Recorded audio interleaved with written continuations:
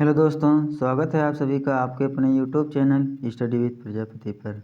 दोस्तों आज हम लोग पढ़ेंगे वास्तविक संख्याएं यानी कि रियल्स नंबर्स क्या होते हैं, इसके बारे में हम लोग आज अध्ययन करने वाले हैं। जो लोग पिछली वीडियो 2 आई हैं उनको नहीं देखे हैं, उनके बारे में पहले पढ़ लें क्या बताया गया है।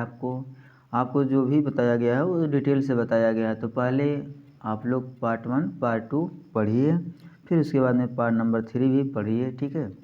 तो उसमें आपको परमेय संख्याएं क्या होती हैं, कौन कौन सी संख्याएं परमेय संख्या होती हैं, पूर्ण संख्याएं और पूर्णांक क्या होते हैं, प्राकृतिक संख्याएं क्या होती हैं, इनके बारे में आपको डिटेल से बताया गया है। तो अब हम लोग पढ़ेंगे वास्तविक संख्याएं क्या होती हैं। तो नेक्स्ट वीडियो जो मतलब कि आएगी वो आएगी आपकी परमेय संख्याओं को कैसे निरूपित करेंगे, और इस वीडियो में हम लोग पढ़ेंगे वास्तविक संख्याओं के बारे में, ठीक है। चलिए स्टार्ट करते हैं हम लोग। तो वास्तविक संख्याएं क्या होती हैं। अभी तक हम लोगों ने क्या पढ़ा था, परमेय संख्याएं और अपरमेय संख्याएं। तो उन दोनों को मिला देने से जो संख्या बनती है उसे क्या कहते हैं, वास्तविक संख्या कहते हैं। इसका क्या मतलब हुआ कि जो सभी परमेय संख्याएं हो गई। अब परमेय संख्याएं कौन कौन सी हो गई, परमेय संख्याएं जैसे पूर्ण संख्या, प्राकृतिक संख्या और आपका पूर्णांक यानी इंटीजर्स, नेचुरल नंबर्स, इंटीजर्स और होल नंबर्स, ये सब आपके परमेय संख्याएं हो जाती हैं। अपरमेय संख्याएं मैंने आपको बताया था, वे परमेय संख्याएं जिन्हें p/q के रूप में निरूपित ना किया जा सके उसे अपरमेय संख्या कहते हैं।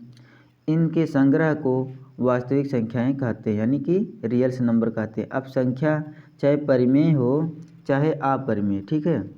अब संख्या चाहे परिमेय हो चाहे अपरिमेय हो, अगर दोनों को एक साथ मिला के रख दिया जाए तो उसे कहेंगे क्या, वास्तविक नंबर। देखें कड़ी में 3 क्या है, अपरिमेय संख्या है।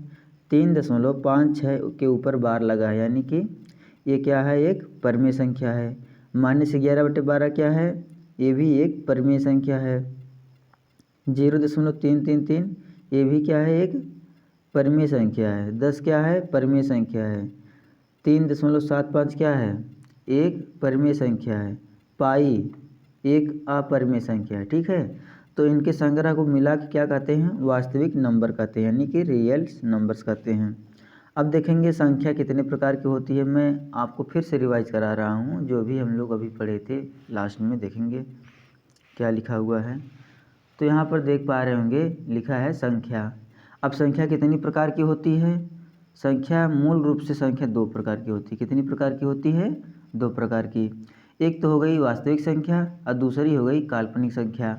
अब आपको नया क्या लगेगा, काल्पनिक संख्या। ये काल्पनिक संख्या है क्या, इसके बारे में अभी बताऊंगा। अभी आप लोग केवल इसका नाम ही सुनिए, ठीक है। तो संख्या 2 प्रकार की होती है, वास्तविक संख्या और काल्पनिक संख्या। अब वास्तविक संख्या के अंतर्गत अभी हमने क्या बताया, परिमेय संख्या अपरिमेय दोनों किसके अंतर्गत आ जाती हैं, वास्तविक संख्या के अंतर्गत आ जाती हैं। और परमेय संख्या के अंतर्गत प्राकृतिक संख्याएं और जितनी भी पूर्ण संख्याएं हैं, ठीक है, पूर्ण रहेगा यहाँ पर। तो पूर्ण संख्याएं हो गई और पूर्णांक हो गए, तो ये सभी क्या हो जाते हैं, प्राकृतिक संख्याएं यानी कि प्राकृतिक संख्याएं, पूर्ण संख्याएं और पूर्णांक, ये सब परिमेय संख्याएं हो जाती हैं। और अपरिमेय संख्याएं का अगर मैं एग्जांपल बताऊं आपको तो पता ही होगा, पाई क्या है, एक अपरिमेय संख्या है। और ऐसी संख्या का रूट यानी कि जिसका रूट हम लोग क्या ज्ञात ना कर सकें, जैसे √5 ये क्या है, इसका रूट नहीं निकाला जा सकता है। √10 तो ये सब क्या हो जाती हैं, अपरिमेय संख्या हो जाती हैं, क्योंकि इसे p/q के रूप में हम लोग नहीं लिख सकते हैं। परिमेय संख्याएं आपको बहुत अच्छे तरीके से बताया गया है कि प्राकृतिक संख्याएं जितनी होती हैं वो सभी क्या होती हैं, परिमेय संख्या होती हैं। जितनी भी पूर्ण संख्या होती हैं, अब पूर्ण संख्या में प्राकृतिक संख्या और 0 आ जाएगी। और प्राकृतिक संख्या में 1 2 3 से स्टार्ट होने वाली संख्याएं प्राकृतिक संख्या होती हैं। पूर्णांक क्या होते हैं, पूर्ण संख्या प्लस और जो निगेटिव नंबर्स होते हैं उनको मिलाने से जो संख्या बनती है उसे पूर्णांक कहते हैं। अब हम आपको बताते हैं काल्पनिक संख्याएं क्या होती हैं।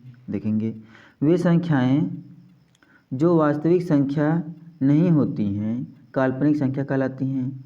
अब इसका क्या मतलब निकला कि वास्तविक संख्या नहीं है तो काल्पनिक संख्या हो जाएगी।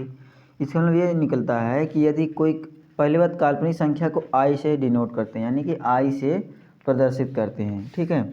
यदि कहीं पर किसी संख्या में, ठीक है, कोई वास्तविक संख्या है और उसके साथ में आई लगा हुआ है तो उसे कहते हैं काल्पनिक संख्या, यानी कि क्या हो जाता है, काल्पनिक संख्या हो जाती है। क्यों? क्योंकि उसके साथ में आई लगा हुआ है। तो आई अगर हो जाता है किसी संख्या के साथ में तो क्या हो जाता है, वह काल्पनिक संख्या हो जाती है। जैसे मैंने क्या बताया, काल्पनिक संख्या, इसे आई से मतलब कि अगर इसके साथ में कोई संख्या है आई लग गया गुणे 2, ठीक है, तो क्या हो जाएगा 2i हो गया, ठीक है। इसे आयोटा पढ़ते हैं तो 2i हो गया, तो ये क्या हो जाता है, एक काल्पनिक संख्या हो जाती है। यानी इसका मान निश्चित नहीं है कितना होगा, ठीक है, इसका मान क्या है, अनिश्चित है, मतलब कि इसका मान कुछ भी हो सकता है, ये कल्पना किया गया है। ये संख्या क्या है, इमेजिनरी नंबर कहते हैं, इसे क्या कहते हैं, इमेजिनरी नंबर्स कहते हैं, अर्थात ये केवल कल्पना मात्र है, इसका मान कुछ पता ही नहीं है, ये हम दिमाग की एक कल्पना है कि कुछ नंबर हो सकता है।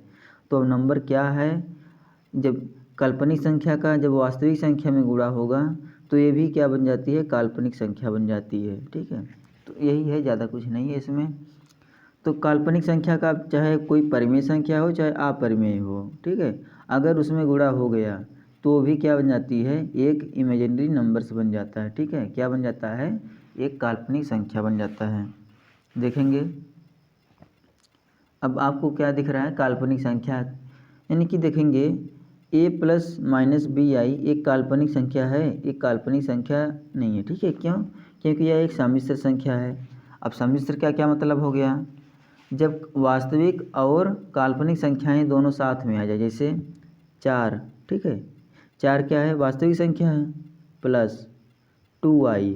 अब 2i क्या है, एक क्या है, एक काल्पनिक संख्या है, ये वास्तविक संख्या है। जब वास्तविक और काल्पनिक मिल जाएं, साथ साथ आ जाए तो इसे कहते हैं सम्मिश्र संख्या, ठीक है, क्या कहते हैं, सम्मिश्र संख्या कहते हैं। तो ये सम्मिश्र संख्या हो गया। तो यदि वास्तविक संख्या और काल्पनिक संख्या का जोड़ हो या फिर यहाँ पर घटाना हो, ठीक है, भाग हो, तो ये सब क्या आ जाती हैं, एक सम्मिश्र संख्या जाती हैं। लेकिन अगर यहाँ पर 4 गुणे 2i होता तब क्या होता, ये 8i हो जाता और यह एक क्या है, काल्पनिक संख्या, ठीक है। तो जोड़ और घटाना अगर रहता है तो क्या रहेगी, एक काल्पनिक संख्या रहेगी, अगर गुणा हो गया सम्मिश्र संख्या रहेगी, यदि गुणा हो गया तो वह क्या हो जाती है, एक काल्पनिक संख्या हो जाती है, ठीक है। अब ध्यान देंगे तो देखेंगे यहाँ पर मैंने लिखा है साफ साफ a plus minus b i काल्पनिक संख्या है, क्या है, काल्पनिक संख्या है, नहीं है, ठीक है, यहाँ पर मैंने लिखा है नहीं है, ठीक है, यह सम्मिश्र संख्या है। तो यह क्या है, एक सम्मिश्र संख्या है, अर्थात काल्पनिक संख्या का वास्तविक संख्या में गुणा भी एक काल्पनिक संख्या होती है। यहाँ मैंने बताया भी कि अगर कोई वास्तविक संख्या है 15 है, इसका काल्पनिक संख्या से अगर गुणा करा दिया जाए तो 15i हो जाता है, ठीक है, तो यह एक काल्पनिक संख्या हो जाती है। अब देखेंगे अगर आई स्क्वायर अगर आपको कहीं मिल जाए, क्या मिल जाए, आई स्क्वायर, इसका मतलब होता है कि -1, ठीक है।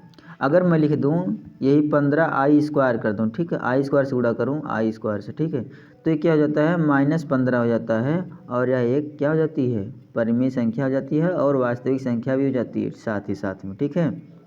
यदि किसी वास्तविक संख्या में आई स्क्वायर से गुणा किया जाता है तो वह एक क्या काल्पनिक संख्या नहीं होती है, तभी वह वास्तविक संख्या हो जाती है, ठीक है। तो यहाँ मैंने लिखा है कुछ कैसे कैसे बदलता है, देखें 5i स्क्वायर क्या है, अगर केवल 5i होता, ठीक है, तो ये क्या होती, काल्पनिक संख्या होती, लेकिन यहाँ पर 5i स्क्वायर हो गया तो यह क्या हो गई, एक वास्तविक संख्या हो गई। क्यों? क्योंकि आई स्क्वायर का मान कितना होता है, -1 होता है, तो 5 गुणे -1 जब करेंगे हम, ठीक है, देखिए जब 5 गुणे -1 करेंगे, 5 क्या है यहाँ पर, 5 वास्तविक है, आई स्क्वायर काल्पनिक संख्या है, लेकिन आई स्क्वायर का जो मान होता है -1 होता है, तो जहाँ आई स्क्वायर है वहाँ पर मैंने -1 लिख दिया, तो जब इसका गुणा कराएंगे -5 हो जाएगा, एक ये वास्तविक संख्या हो जाती है, ठीक है। तो आई स्क्वायर का मान -1 होता है। अगर आई की पावर 0 है, इसका मान कितना होता है? 1 होता है। जैसे मैं 5 गुणे आई की पावर 0 करूँ, 5 गुणे आई की पावर 0 करूँ तो इसका मान कितना होगा? 5 होगा। अब 0 मत कर दीजिएगा कि 5 के पावर 5 आई की पावर 0 तो 0 हो जाएगा, नहीं नहीं, ये गलत हो जाएगा, ठीक है। आई की पावर 0 अगर होता है तो उसका मान कितना होता है? 1 होता है। जैसे घातांक में आपको बताया गया है कि यदि 5 की पावर 0 है तो इसका मतलब ये होता है 1 है, ठीक है। यदि किसी संख्या के पावर में 0 लग गई तो उसका मान 1 हो जाता है, ठीक है। यदि कोई भी संख्या है उसके पावर में क्या लग गया, यानी घात में 0 लग गया, तो वह एक कौन सी संख्या हो जाती है? उसकी मतलब कि वह 1 हो जाता है उसका मान। अब देखेंगे आई की पावर 3 अगर हो जाता है तो वह -i हो जाता है, और आई की पावर 4 हो जाता है तो +1 हो जाता है। क्यों? देखो, आई की पावर 4 हुआ तो आई की पावर 4 को क्या लिख सकते हैं? आई की पावर 2 गुणे आई की पावर 2, तो -1 गुणे -1 तो बराबर 1 हो जाता है, प्लस में हो जाता है, ठीक है। इसलिए वहाँ पर +1 हो गया। अब और देखेंगे, आई की पावर -3 है तो आई गुणे आई स्क्वायर, ठीक है। तो आई गुणे आई स्क्वायर का मान क्या हो जाता है? -1 हो जाता है। तो -1 गुणे आई तो -i हो जाता है, ठीक है। ये आपको इंटर क्लास में पढ़ने के लिए मिलेगा, लेकिन इसके बारे में जानना आपके लिए यहाँ पर ज़रूरी होता है कि वास्तविक संख्याएँ क्या हैं, काल्पनिक संख्याएँ क्या हैं। तो वास्तविक संख्याएँ वे संख्याएँ होती हैं जिनमें आई नहीं प्रयोग किया जाता है, ठीक है, काल्पनिक नहीं होती हैं। और काल्पनिक संख्याएँ वे हो जाती हैं जिसके साथ में यदि आई से गुणा हो गया, वो क्या हो जाती है? काल्पनिक संख्या हो जाती है। बस ये ध्यान रखना वहाँ पर केवल आई हो, अगर आई स्क्वायर हो जाएगा तो वास्तविक संख्या हो जाएगी, ठीक है। अगर आई स्क्वायर हो जाता है तो क्या उसका मान -1 हो जाएगा, तो काल्पनिक संख्या नहीं रहेगी, ठीक है, वो वास्तविक संख्या हो जाएगी। आई की पावर 0 अगर है तो वहाँ पर क्या हो जाता है? वहाँ पर भी एक वास्तविक नंबर हो जाती है। इसके अलावा आई अगर है या फिर आई की पावर 3 है, ठीक है, तो वह क्या रहेगी? एक काल्पनिक संख्या रहेगी। अब कुछ इंपॉर्टेंट पॉइंट्स पढ़ लेते हैं, देखते हैं क्या है इसमें। परिमेय और अपरिमेय संख्या के बारे में जो मैंने पढ़ाया है उसी के बारे में लिखा हूँ, ज़्यादा कुछ नहीं है, ठीक है। चलिए देखते हैं क्या लिखा हुआ है। तो यहाँ पर लिखा गया है कि सभी प्राकृतिक संख्याएं परिमेय संख्या होती हैं, ठीक है। जितनी भी प्राकृतिक संख्याएं होती हैं वो क्या होती हैं? परिमेय संख्या होती हैं। परंतु सभी परिमेय संख्या प्राकृतिक संख्या नहीं होती, ठीक है। तो ऐसा ज़रूरी नहीं है कि जितनी भी परिमेय संख्याएं हैं वो प्राकृतिक संख्या ही होगी, ठीक है। 0 क्या है? 0 एक परिमेय संख्या है, तो क्या यह प्राकृतिक संख्या है? नहीं है। क्यों? क्योंकि यह तो पूर्ण संख्या है, ठीक है। ऐसे ही 3.5 की पावर 12 है, या एक परिमेय संख्या है। फिर मैं आपसे पूछूं क्या यह प्राकृतिक संख्या है? कहेंगे नहीं है। और 1 2 3 ये परिमेय भी है और क्या है? प्राकृतिक भी है। तो सभी प्राकृतिक संख्याएं क्या होती हैं? परिमेय संख्या होती हैं। लेकिन यह जरूरी नहीं है कि जितनी भी परिमेय संख्या हैं सब प्राकृतिक ही संख्या हों, ठीक है। पूर्णांक भी हो सकती हैं वो, ठीक है, पूर्ण संख्या भी हो सकती है, 0 हो सकती है, ठीक है। तो इस तरीके से आपको समझ में आ गया होगा। अब देखेंगे क्या लिखा हुआ है। सभी पूर्ण संख्याएं, अब पूर्ण संख्या क्या होती है? प्राकृतिक संख्या और 0 वाली, ठीक है। प्राकृतिक संख्या में अगर 0 जोड़ दें तो क्या हो जाती है? पूर्ण संख्या हो जाती है। तो सभी पूर्ण संख्याएं परिमेय संख्या होती हैं, बिल्कुल होती हैं। परंतु सभी परिमेय संख्या पूर्ण संख्या होगी, ठीक है, तो यह कहना हमारा गलत हो जाएगा, ठीक है। तो पूर्ण संख्या कोई ज़रूरी नहीं कि सभी जो परिमेय संख्याएं हैं क्या हों? पूर्ण संख्या हों, ठीक है। तो सभी पूर्ण संख्याएं परिमेय संख्या होती हैं, परंतु सभी परिमेय संख्या पूर्ण संख्या नहीं होती हैं, ठीक है। जैसे 0 1 2 3, ठीक है, 5 10 15, ठीक है, ये सब क्या है? पूर्ण संख्या है। क्या है? यानी प्राकृतिक संख्या 0 ये पूर्ण संख्या हो गई, और ये सभी क्या है? परिमेय हैं और पूर्ण संख्या भी हैं, ठीक है। क्या है? परिमेय भी है और पूर्ण संख्या भी हैं। परंतु -10 -√16 3.75 ये क्या है? परिमेय है। तो क्या यह पूर्ण जो कि पूर्ण संख्या है? नहीं। तो यह पूर्ण संख्या नहीं है। क्यों? क्योंकि ये तो परिमेय हैं लेकिन पूर्ण संख्या नहीं है। क्यों? क्योंकि पूर्ण संख्याएं वे संख्याएं होती हैं जो प्राकृतिक संख्याएं होती हैं और 0 होता है, और ये सब पूर्ण संख्या है नहीं। अब चलेंगे पूर्णांक के बारे में पढ़ेंगे, ठीक है। पूर्णांक क्या होता है, तो पूर्णांक के बारे में आपको पता ही होगा कि परिमेय संख्याएं और पूर्णांक के अंतर्गत क्या जाता है आपका पूर्ण संख्या और प्राकृतिक संख्या, ठीक है। पूर्णांक के अंतर्गत क्या जाता है, पूर्णांक बराबर क्या होगा, मैंने आपको बताया था, यानी 0 हो गया और क्या हो जाएगा, प्राकृतिक संख्या हो जाएगी। प्राकृतिक संख्याएं जितनी हो जाती हैं और क्या जाता है प्लस और माइनस वाली संख्याएं, निगेटिव अंक, ठीक है, ये सब क्या हो जाते हैं, और वो भी क्या हो, पूर्ण अंक में हो, ठीक है, तो क्या जाते हैं वो सभी पूर्णांक हो जाते हैं। जैसे तो सभी पूर्णांक परिमेय संख्या हैं, परंतु सभी परिमेय संख्याएं पूर्ण नहीं होती हैं, ठीक है, पूर्णांक नहीं होती हैं, ठीक है। सभी पूर्णांक परिमेय संख्या हैं, परंतु सभी परिमेय संख्याएं पूर्णांक नहीं होती हैं। देखिएगा, मैं आपसे कहूँ -10 ये क्या है, पूर्णांक है, ठीक है। +10 ये भी क्या है, एक पूर्णांक है। 0 क्या है, ये भी एक पूर्णांक है। 15 क्या है, ये भी एक पूर्णांक है। यदि ये पूर्णांक हैं तो यह परिमेय भी होगी, ठीक है।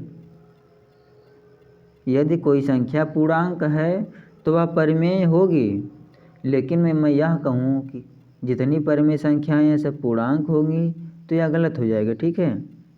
कैसे देखेंगे, 8.79 के पावर बार लगा है, ठीक है, तो यह पूर्णांक तो है नहीं, लेकिन क्या है, एक परिमेय संख्या है। -10.333 ये क्या है, पूर्णांक तो नहीं है लेकिन परिमेय संख्या है, ठीक है। तो इस प्रकार से आपको इस वीडियो में बस इतना ही आपको बताना था। नेक्स्ट वीडियो जो आएगी आपको बताया जाएगा कि परिमेय संख्याओं को कैसे संख्या रेखा पर दर्शाते हैं और दो परिमेय संख्याओं के बीच में परिमेय संख्या कैसे निकालेंगे। इसके बारे में पढ़ने के बाद में फिर नेक्स्ट टॉपिक जो होगी आपको बताया जाएगा। तो जो भी आपको पढ़िए उसको सही तरीके से पढ़िए, सॉलिड तरीके से पढ़िए, ताकि आपके दिमाग में टिका रहे और आपको आए, उससे संबंधित कोई भी परेशानी आपको नहीं होनी चाहिए। तो आप कम पढ़ें, लेकिन में जो भी पढ़ें वो विधिवत पढ़ें, ठीक है। तो मिलते हैं नेक्स्ट वीडियो में, तब तक के लिए जय हिंद।